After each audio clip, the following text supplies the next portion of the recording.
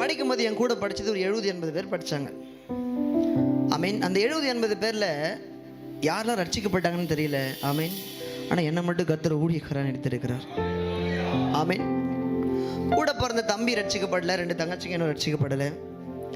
ஆமீன். ஆனால் என்னை மட்டும் கர்த்தர் ஊழியக்காரனா. அதுதான் உங்களையும் பார்த்து சொல்கிறேன். உங்கள் கூட படித்தவங்க எத்தனை பேர் ரட்சிக்கப்பட்டிருக்காங்கன்னு தெரியாது, ஆனால் உங்களுக்கு கர்த்தர் விலையேற பெற்ற ரட்சிப்பு கொடுத்துருக்கிறார். எத்தனை பேர் நம்புறீங்க? ஆமீன். எதையோ ஒன்று பார்த்துருக்கிறார்.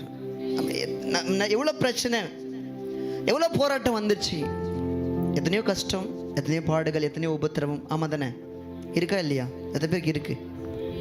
நெருக்கம் இருக்குல்ல, கஷ்டம் இருக்குல்ல. யாருமே புரிந்து கொள்ள முடியாத இதயத்தை புரிந்து கொள்ளுகிறவர் கர்த்தர். ஆமீன். யாராலையும் ஆறுதல் படுத்த முடியாத ஆறுதலை தருகிறவர் கர்த்தர். யாருமே நேசிக்க முடியாத அளவுக்கு நேசத்தை கொடுக்கிறவர் கர்த்தர் மட்டும்தான். ஆமீன். எத்தனை உபத்திரம், எத்தனை பாடுகள், எத்தனை கஷ்டம் வருது. நிறைய ஜெபத்திற்கு பதிலே வரல, அப்படித்தானே? ஆமா, எதாவது ரியாக்ஷன் பண்ணுங்களேன். வருது ஆமாவா இல்லையா? எத்தனை ஜெபத்துக்கு பதில் ஆனாலும் ஜெபிக்கிறோம்ல, அதை கர்த்தர் பார்க்கிறார். என்ன ஆண்டவரே, உங்களை ஆராதிக்கிறோம், உங்களை தான் நம்புகிறோம். ஒரு வாரம் கூட நாங்கள் சபைக்கு போகிறது நாங்கள் ஸ்டாப் பண்ணுறதில்ல. ஆனால் நினச்ச காரியம் நடக்கலையா சப்பா, ஒரு உயர்வை பார்க்க முடியலையே, இன்னும் அதே பிரச்சனை, அதே லெவலில் தான் இருக்குது அப்படின்னு நினைக்கிறோம். ஆமாம் தானே? ஆனாலும் சபைக்கு வந்து கர்த்தர் ஆராதிக்கிறோம் தெரியுமா?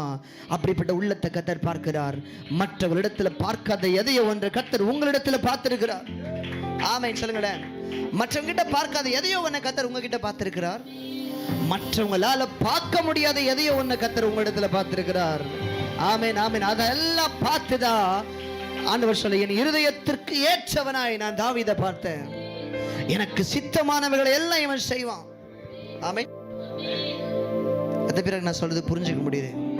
எதையோ கர்த்தர் பார்த்திருக்கிறார், யாரும் பார்க்க முடியாத உங்க இதயத்தை. அதான் சொல்ற, மனுஷன் பார்க்கிறபடி நான் பார்க்கிற தெய்வம்